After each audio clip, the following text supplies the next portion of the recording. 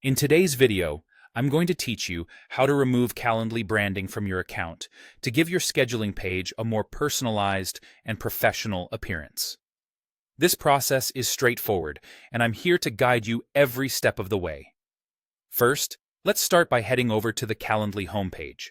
Once you're on the homepage, you'll want to locate your profile, which is in the upper right corner of your screen. You'll see a drop-down menu here that holds the key to a lot of settings we'll need to access today. Go ahead and click on that drop-down. Now, from the options available, look for and select Branding. By clicking on Branding, you're entering the section where all customization options are located. This is where you have control over how your scheduling page looks to people you've invited to book time with you. It might seem a little daunting at first, but don't worry. I'll break it down for you. After entering the Branding section, you'll see the option to remove the Calendly branding from your page. Go ahead and click on the Remove button.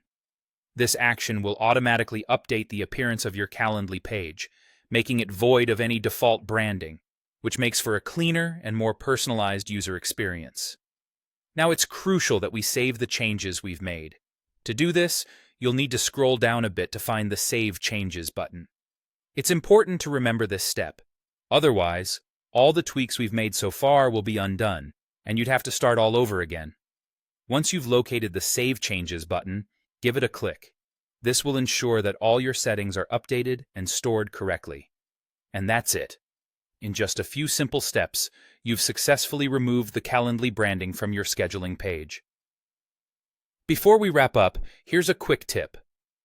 Periodically review the branding section to make sure your page reflects your current business needs and aesthetics, as things can change quickly.